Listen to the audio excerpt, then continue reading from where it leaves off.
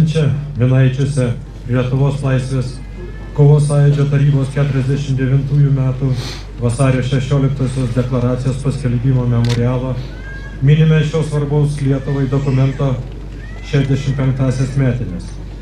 Pagerbėme 8 Lietuvos partizanų vadų pasirašysi šį dokumentą atminimą. Čia, šioje istorinėje vietoje, visos Lietuvos partizanų vadai, galima jo pavadinti antrąją signatarų kartą, kovoja už Lietuvos, už kiekvieno žmogaus laisvę. Vedini laisvės troškimo, jie susirinko šioje sodyboje, kad pratęstų 1918 metų vasario 16 signatarų darbą.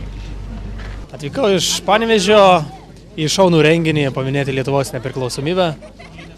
Tai yra didelė šventė Lietuvos valstybei, taip pat tai yra ši vieta reikšminga Lietuvos valstybei, nes 49 metais buvo pasirašyta deklaracija. Čia šiek tiek vaikų, galbūt ne tiek daug, kiek norėtųsi, kaip auginti tą jaunąją kartą, kad jie suprastų, kad tai yra svarbios dienos, kurias reikia minėti. Svarbus yra pilietinis ugdymas tiek mokykloje, tiek šeimose ir svarbu vaikams skiepyti ir paminint būtent tokias dienas kaip vasario 16, kovo 11 ir visas kitas. Bet kad jie suprastų, ne tik sakytų, mane atvedė, man liepė. Tai reikia juos atsivežti ir jiem parodyti, kas tai yra. O ne tai, kad vien per literatūros skaitymą jiem aiškinti, kas tai yra. Tiesiog atsivežti, parodyti ir priminti. Gyvai prisiliesti prie istorijos. Gyvai prisiliesti prie istorijos. Ačiū. Vyr leitenantas Martynas Šmitas, karinės oro pajėgos, planavimo karininkas. Aha. Ką čia šiandien veikia? Mes šiandien dalyvaujame vasario 16 šventėje. Važiavam kartu su mūsų kariais iš karinio oro pajėgų dalinio Šiauliuose. Ir amerikiečiai kartu atvažiavo, jūsų daug, ar ne čia šiandien? Taip, čia yra atvažiavo ir amerikiečiai, kurie saugo mūsų Baltijos šalių oro erdvę šiuo metu. Ir iš Šaulių sąjungos šauliukai atvažiavo. Ir kariai iš karinio oro pajėgų taip pat. Tai liepia visiems sėstis į autobusą ir važiuoti, ar vis dėlto yra tas vidinis noras švęsti? Nebuvo tokio paliepimo, žmonės tikrai savanoriškai būrėsi kartu, jungėsi kartu ir buvo tikrai toks bendruomeniškumo jausmas visiems kartu atvažiuoti. Labai daug žmonių. Ką tau reiškia vasario 16? Man vasario 16 yra labai svarbi šventė. Aš asmeniškai labai smarkiai prisimenu partizanus, kurie atliko tokią didžiulę auką Lietuvai, Lietuvos valstybei, valstybingumui išsaugoti. Ir man tas yra labai svarbu, nes aš manau, kad kiekvienas žmogus turi žinoti savo istoriją. Tai yra labai svarbu. Švenčiam vasario 16. Su dukryte? Taip. Iš toli atvažiavo? Iš Joniškio. Kodėl? Todėl, kad norim pažymėti kažkaip ypatingai. Ne taip kaip dauguma prie televizoriaus, o atvažiuoti tokią žymę vietą. O tu žinai, kas yra vasario 16? Kas? Tėtis pasakojo? Pasakoja. O tau šventė patiko? Patiko. Kas labiausiai patiko? Labiausiai biškutį išgąsdino tie šūviai. Aha, bet buvai nemačius. Ne, Tai dar kada nors atvažiuosi į tokias šventes? tikrai norėčiau.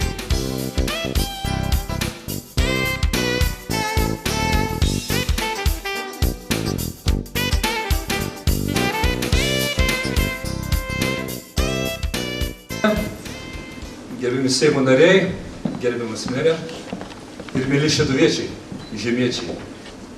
Tikrai yra nepaprastai malonu sugrįžti į brangę Šeduvą ir dalyvauti kartu su jumis minint vasario 16. Mūsų valstybės nepriklausomybės dieną. Ir džiaugiuosi, kad šiandien mums teko dalyvauti ir Minaičiuose. Ten, kur buvo paminėtas 65-metis Lietuvos partizanų vadų pasirašyta deklaracija prieš 65 metus.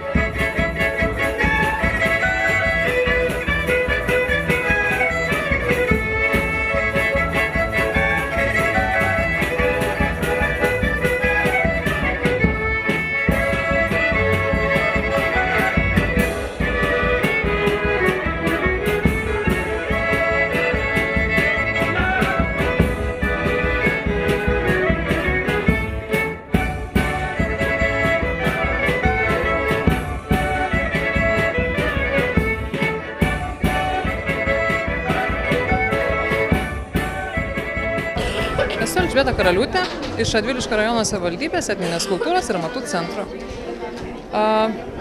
Į tautodininkų parodą Radviliškyje atvežėm per 210 darbų, kuriuose dalyvauja tiek vaikai, tiek suaugę, pagyvenusios moteris, vyrai ir panašiai.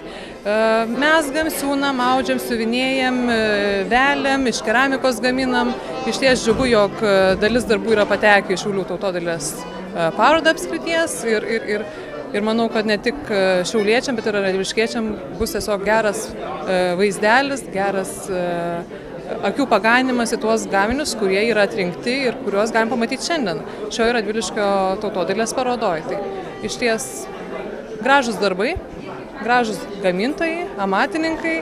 Tai va, amatų centras Radviliškio stengiasi skatinti tokius amatininkus, juos puoselėja, atveža jų gaminius į parodas. Tai va, truputėlį pamokinam, nes turim amatininkus, tautodailininkus, kurie dirba pas mus centre, kurie mokina moteris, vaikus, atvažiuojančius moksleivius. Tai va, ir tą pristatom parodoje. O į užsienį ar vežate, buvo galimybės? Į užsienį vežame, į Lenkiją, Latviją, rodom Vokietijoje, tai iš ties gausiai dalyvaujam tiek parodose, tiek mugėse ir tiek išvažiuojamuose pleneruose. Tai va. Ir pas pačius vyksta plenerai. Tai šiemet laukiam sekančių 2 plenerų, tai tikrai mielai kviesim visus pasigrožėti ir pamatyti tiek kalvių, tiek medžio gaminių. Esu Mindaugas Karalius iš Šeduvos ir čia atvežiau savo darbus į sidabro vainikėlį, į konkursą. Dalyvauju jau 2 metus. O tautodailės parodoje jau 3. Kiek tau metų? Atsiprašau, kad taip klausiu. 17. Aišku. Kas tau įkūrė tą įpūtę, tą meilę? Tikriausiai, kad šeima, mama, pažįstami draugai, jie mane vedė į menininko kelią, į tautodailininko ir vis toliau veda, padeda man. Tikriausiai jie. Tai tada, Mindaugai, po keletą žodžių apie kiekvieną tavo, bet prabėkim. Dariau keletą kompozicijų į jomarką, bandžiau ne atskirai kiekvieną darbą, o grinai kompozicijom į turgų, į jomarką. Šiemet išmokau daryti švilpukus, žiesti, tai taip pat pristačiau ir švilpukus, 4 iš jų, ąsotį bei daug arbatinių su 2 paskirtim, tai dekoratyvinė ir naudojama tokia kaip.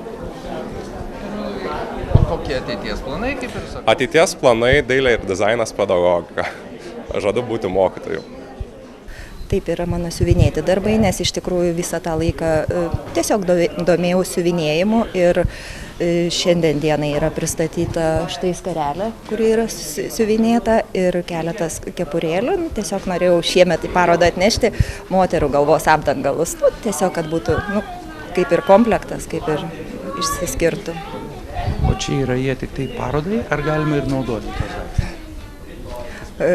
Galima iš tikrųjų, aš manau, kad tikrai yra tokių žmonių, kurie įsigyja, kurie nešioja ir tiek skarelės, tiek kepurėlės, ypač kepurėlės dabar yra labai madingos ir jaunimo tarpe, ir suaugę žmonės nešioja, ir net vyrai yra užsisakę.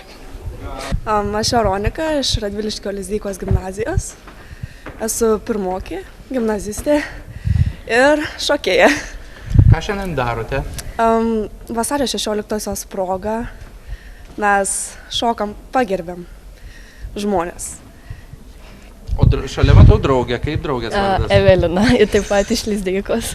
Evelina, ką jūs darysite? Taipogi šoksim su kolektyvu Šelmiukai. Vasario 16 proga. Šiandien yra tokia diena, tokia šventė, labai daug metų jinai yra švenčiama ir panašiai. O jūs namuose švenčiat šitą šventę? Na taip. Su tėveliais švenčiam. Einam į bažnyčią, kalbam apie praeitus įvykius, už ką žmonės pasiaukojo. O šiandien ta šventė yra? Ar šiandien reikėtų aukotis? Kaip tu galvoji, ar šiandien yra už ką aukotis, dėl ko aukotis, ar šiandien viskas yra gerai? Žinoma, kad yra turbūt.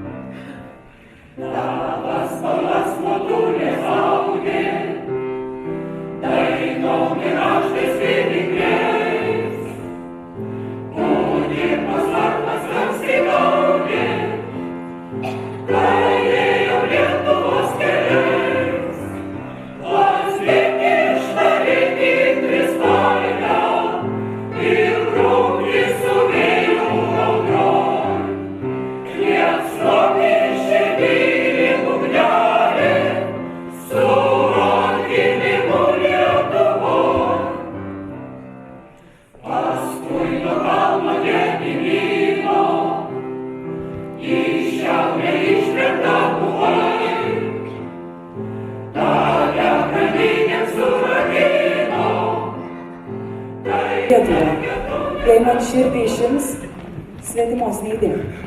Ten, kur ji buvo, sauja žemė dar, kad girdėčiau gyvybę.